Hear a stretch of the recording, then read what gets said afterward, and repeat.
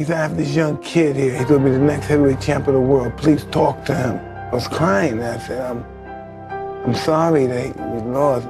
I said, when I get big, I'm gonna get him for you.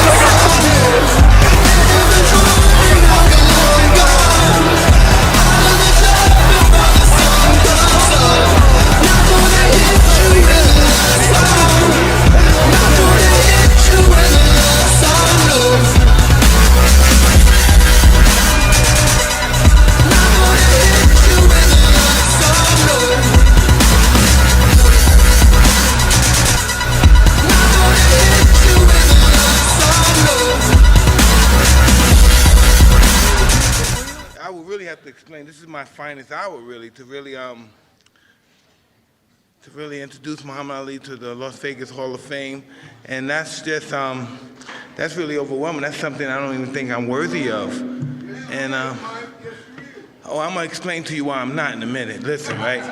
Listen, I've been fighting since I've been doing this boxing stuff since I was 12 years old. But the reason I got involved with boxing, even had a small inclination that I would become a fighter, because I'm a really bad kid. I'm from Brownsville, Brooklyn. If you 13% of us, maybe 3% of us go to college in Brownsville. But listen the whole thing.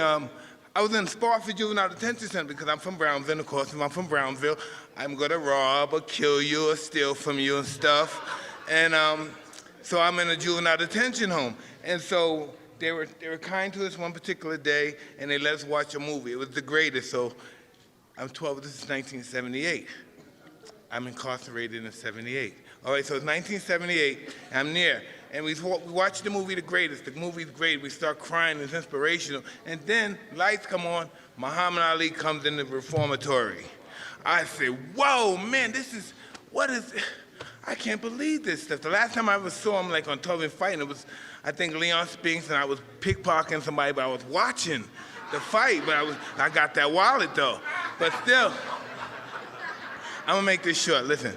So, Muhammad Ali comes in, and that moment I say, I wanna be something like this guy, because everybody, you know, the guys that used to brutalize us, you know, the security guards, the guards, that kicked us, those of that. When Ali came in, they were like women. And I said, wow, how can I make these guys do that to me? And eventually, unfortunately, I met Customado. I started fighting. And so Customado, he has the same birthday as Muhammad Ali, January 17th. So every January 17th, Cus and Muhammad Ali, they're good friends, so they call each other birthday stuff. And this one particular time, it was Cus was talking on the phone. This is right after the Muhammad Ali, October 2nd, 1980, never forget that day. Muhammad Ali fights Larry Holmes. We watched the fight on Albany. We go watch it on cable, pay-per-view. That's when we watched the fight. Ali gets plastered. I get in the car. We live 30 miles south of Albany. There's not a word in the car. Oh, man, for 30 minutes.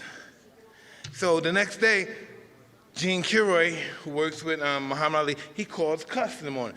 And Cuss is on the phone, but I'm coming downstairs, and I hear Cuss saying, how do you let that bum, don't let you let that bum beat on you. Why you let him beat on you, Muhammad? He's a bum, and you let him beat on him. He's a bum.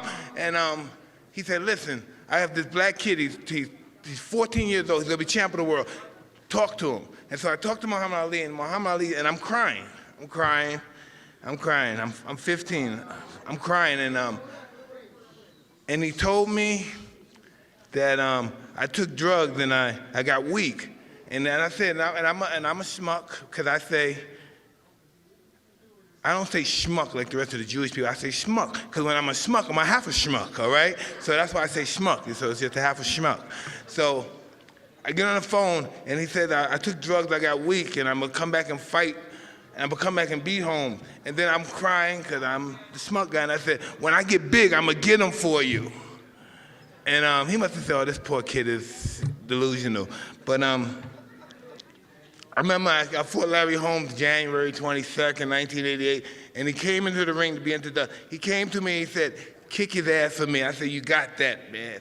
And there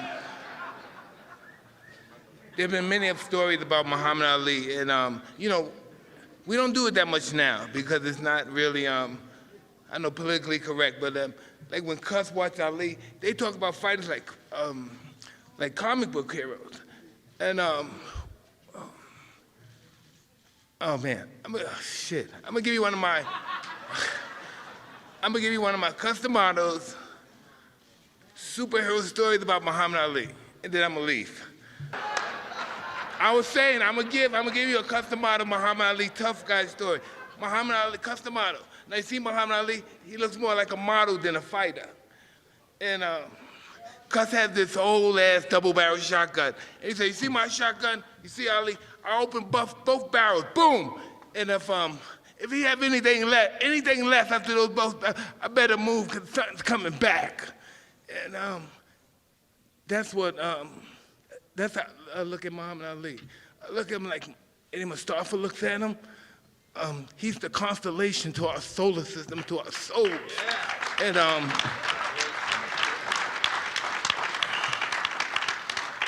and there's no way a guy like me, listen, man, I come from, there's no human being, listen, if you don't live in like Choppers, if you don't live like in one of the poorest countries in South America, you weren't poor as me or Eddie Gregory. You know, so I know he was my hero. I would have never made it without him. I'm nothing if I don't have nobody to look up to. I'm not like the rest of you. I'm not so cool that I don't look up to. Without somebody to look up to, I'm nothing. Without my wife, I'm a fucking monster. I'm an animal. I'm very grateful that my life has changed. And I'm very grateful I had the opportunity to meet Muhammad Ali. Because when I'm an old man and we're gonna run into some young guys, as always, like me, and they're gonna say, somebody such and such, my man is this, my man is that. And then they're gonna talk about boxing. Then I'm gonna tell you, listen, I had the opportunity to see the greatest fighter God put on earth. There's no man that can ever beat him twice. And that's what a fighter is. And him being a fighter was not him overcoming adversity, emotional quagmires, taking sacrificing for other people. When a man that's conscious to know that the world is bigger than him. I'm not conscious to know that. I think I'm bigger than the world when I'm in my deen, and when I'm going, I'm on top of my game. I'm a monster. There's nothing. I consume everything, and that's not a champion. A champion, he doesn't consume. He releases and gives everything, and that's what Muhammad Ali was. He quintessentialized champion. Thank you very much for having me introduce him. It's been a pleasure.